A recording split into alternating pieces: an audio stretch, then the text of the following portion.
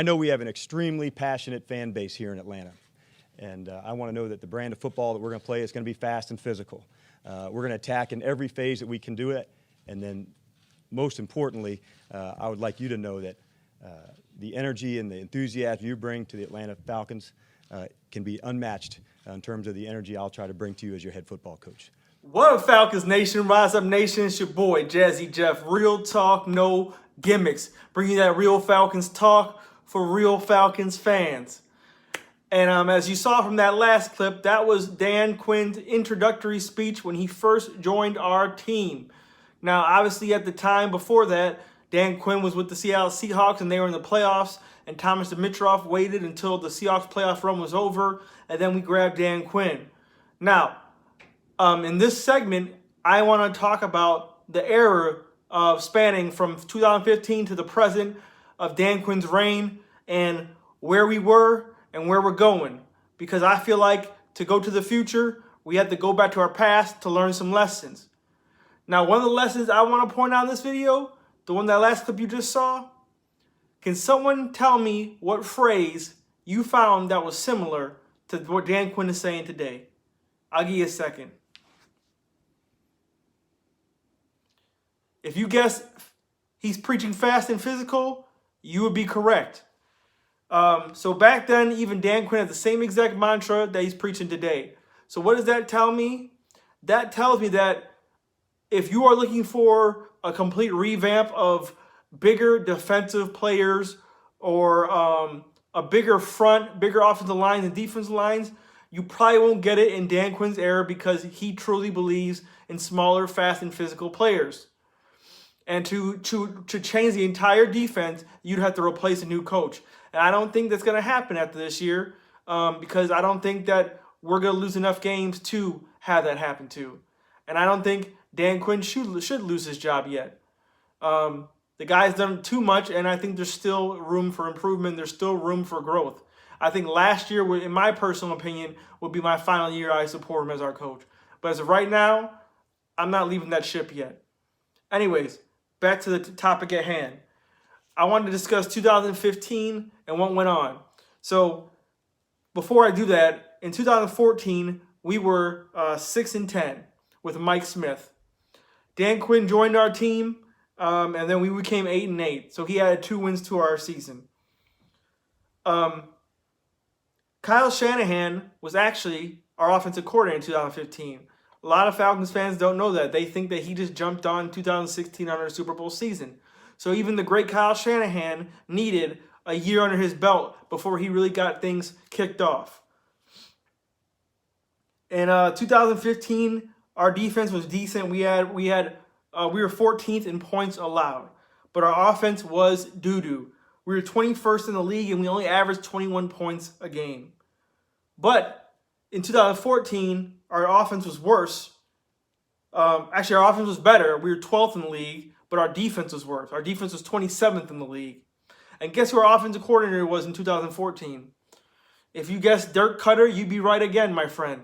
So he's our offensive coordinator now. So in Kyle Shanahan's first year with us, he was worse offensively than Dirk Cutter was with us on his first year. And in 2015, I felt like we were just getting things started, just getting things implemented. So I don't expect much. So 8-8 for a first-year coach is actually not that bad at all. So I'm not going to crucify him for his first year there on 8-8. So moving forward, I'm going to roll this clip from 2016. We're going to come back, and then we're going to discuss the rest of Dan Quinn's era with us. How do you feel about where you guys are right now with Vic and... Yeah, we added, in our, offseason, we added Shelby. We're moving Claiborne out to DN. We're hoping Reed comes alive. He was big-time injured last year. We know he's got pass rush to him, and we'll develop some of the guys to come through. So, all right, y'all, welcome back. In 2016, obviously, we took off like game busters, and we went to the Super Bowl. We were 11-5, and we finished first place in the NFC South, and the Aints finished 7-9. Vic Beasley was the NFL sack leader that year. But it was misleading because our defense wasn't actually that good if you look at the numbers. Our offense, though, was first place in the entire NFL, and we averaged 33 points a game with Kyle Shanahan in his second year. but our defense was 27th ranked in the NFL. Now, why did it seem like our defense was pretty good that year? Because we were 16th in the league in turnovers. That was one of the major differences in 2016. We weren't that good, but we turned the ball over a whole lot. Another thing that we did, we were first place in offensive turnovers, meaning we were first place in not turning the ball over. We took care of the ball. Contrast that to what we're doing right now, and that you see why that translates into wins versus why we're losing right now. Also, health and luck was a major factor in 2016 in Dan Quinn's reign. We were the only team in the NFL to have the same starting offensive line for the entire season. We didn't have one injury, one nick, nothing. Every single one of our offensive linemen started every single one of our games in 2016, and 0 people got injured on that line. We're the only team in the NFL to do that year. So that was a huge part into why we had the continuity, the consistency, the chemistry, everything going for us headed into that Super Bowl season. Compare that to today, where we have just an open door of offensive linemen coming in and out. Lost Chris Lindstrom. Caleb McGrary out and has to come back in. Jamon Brown starting, gets injured, comes back in, now he's out again. And, you name it. So, injuries was a key factor of why we got to the Super Bowl. But you notice that the defense wasn't that solid. It was the turnovers, taking care of the football, and obviously our offense of being number 1 in the league helped us a ton to overcome those other deficiencies on defense. But obviously, we lost the Super Bowl. Why? Because I still believe that defense wins championships. And at the end of the day, in that Super Bowl, our defense was gassed. And you saw that in their eyes. You saw that in their hands and their hips. And we just couldn't handle the Patriots that day at the end of the game. So we're going to move on. I'm going to show you a clip from 2017 with Dan Quinn, and then we'll come back and continue the discussion. Defensively, what could we have done differently on teams, on offense? So I'm past that part. We were going to play aggressive. That's how we got there, and we're going to go take our shot. Now, when I say I'm not over it, I don't think I'll ever get over it, and that's not a bad thing. Sometimes that can fuel you into the offseason about the type of offseason you want to have. All right, y'all, welcome back. So in 2017, as you remember, a lot of people were saying Super Bowl hangover because we lost the game. We weren't going to finish or make the playoffs at all. We were going to tank. We were going to be bad. No team bounces back. And we defied the haters that year, and we made the wild card, and we went on the road to LA, and we beat the highest scoring offense in the NFL, the LA Rams, in their house. Obviously, we ended up losing to the Philadelphia Eagles, but the Eagles went on to win the Super Bowl, so can't be mad that we lost the Eagles. They were a great team that year.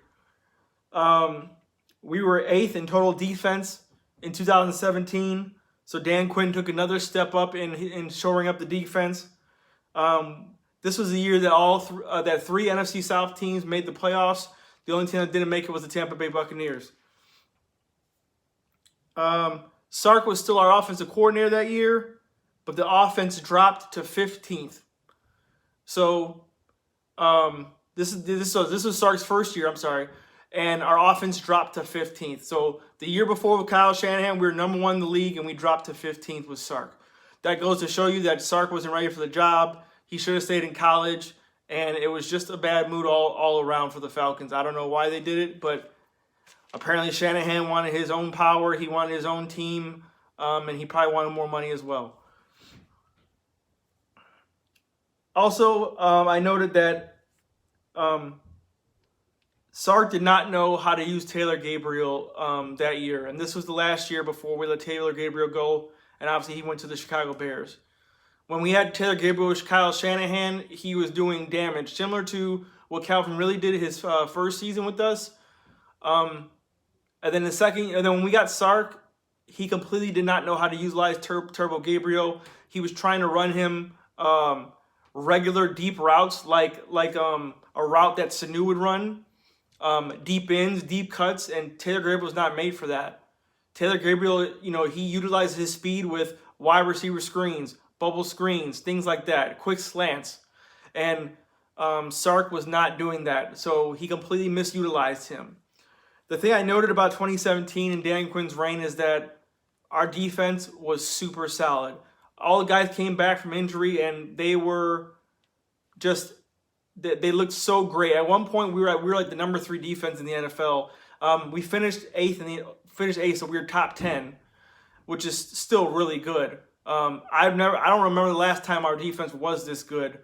But the problem was, our defense took 2 steps up, but our offense took 6 steps down. And obviously, when I said in the last clip that defense wins championships, this is true. But you need some offense to go with that. And Sark just killed us that year, man. So it is what it is. All right, next clip I'm going to show you is from Dan Quinn in 2018, and then we'll come back and discuss. And that became clear to me at the end of that evaluation was that in some regards the compass was off in terms of the identity and style we'd like to play. And so we had to reset that. And in order to do that, at some places, some new voices and some new direction is needed, and this is that time. All right, y'all, welcome back. So in 2018, I'm not sure if any Falcons fans in their true of hearts can blame Dan Quinn for the year we had in 2018. We finished 7-9, which is actually second in division. So what does that go to show you about the rest of the teams? But this was a season that we were ravaged with injuries. We were actually number 1 in the entire NFL, and I think we broke our NFL record for most players on IR during a season. Now, I'm going to list all these players. These weren't players that were injured. These weren't players that were banged up. These were players that ended up on our IR for the season.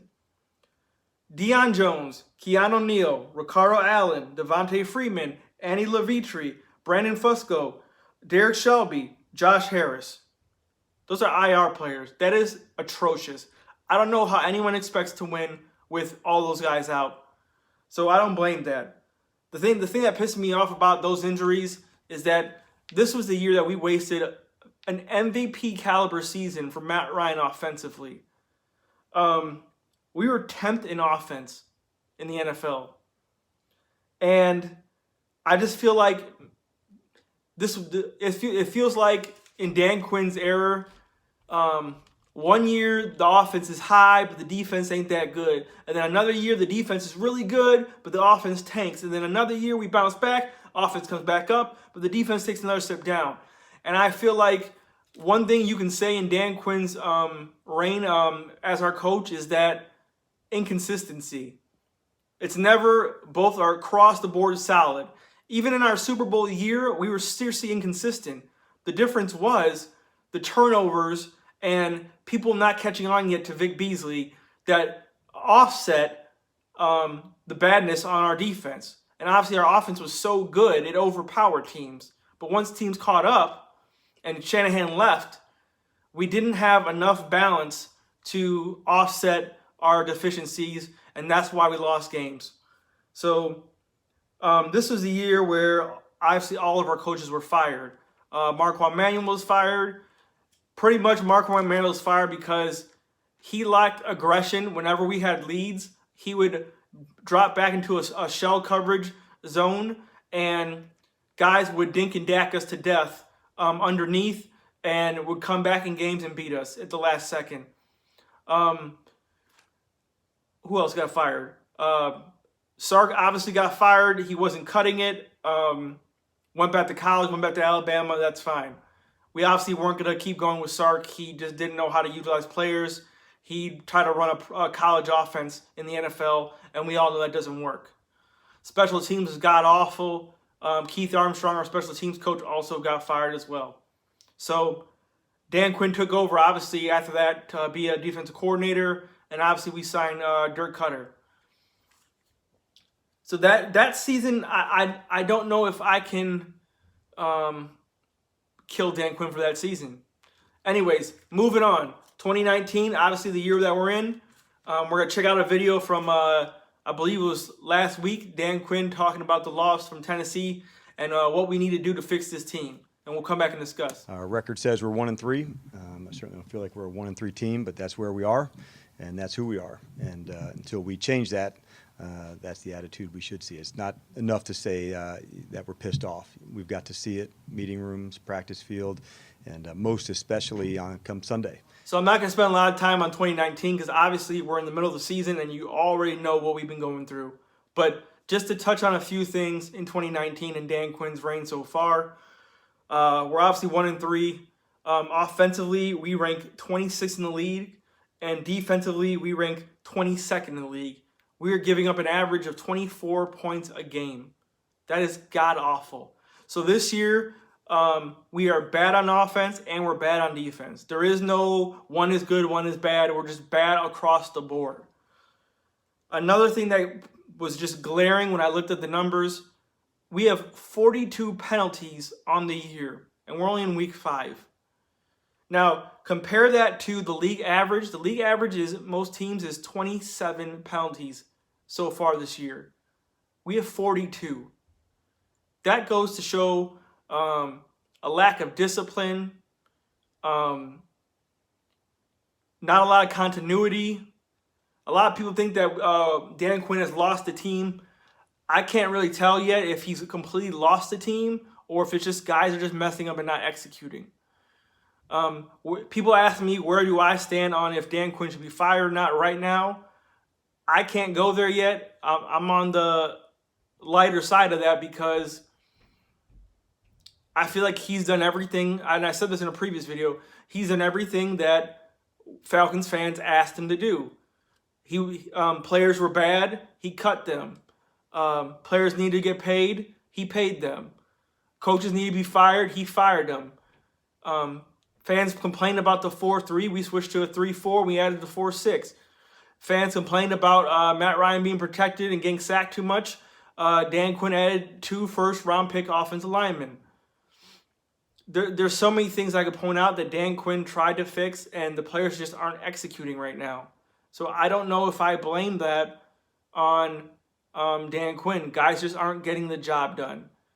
We made a trade this week, obviously, with Duke Riley, and I think it's a good start, but that shouldn't be the finishing.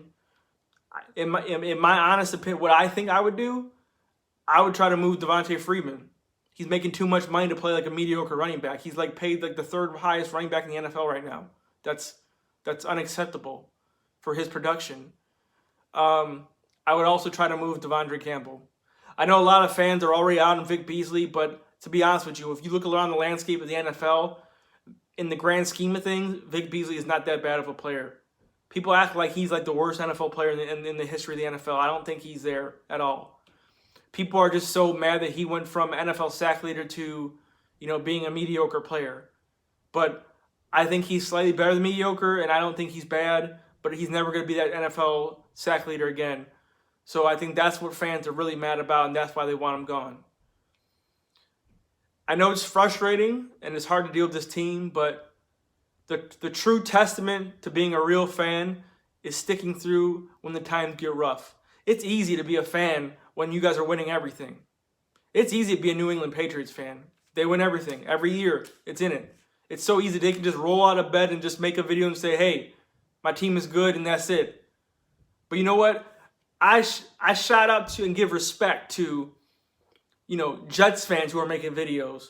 If you're a Cleveland Browns, not Cleveland Browns, they're good now. But for a long time, Cleveland Browns fans. If you're Miami Dolphins fans and you're making videos, I respect those people because they hang in there in tough times. I think that's one of the things that Falcons fans, we need to work on. I feel like we are so quick to throw in the towel. When other teams, other franchises have been bad for decades, like I'm talking like when I was in diapers, shitting diapers, they were still bad, and they're still bad now, and those fans were still around. But we lose 2-3 games, and it's like, fire everybody, burn the stadium down, I hate this team. I can admit we suck, but I ain't leaving this boat. I'm still gonna be on it. I'm still gonna fight through those rough waves. So hopefully, Falcons Nation, you stick there with me. All right, that's all I got for right now. Next video up is gonna be my breakdown of the Houston Texans, and hopefully we can get a win on the road to get this season back on track. If you like my video, comment, like, share, subscribe. Hit that notification bell so you can receive more of my content. And as always, Falcons Nation, we rise up. Peace, y'all.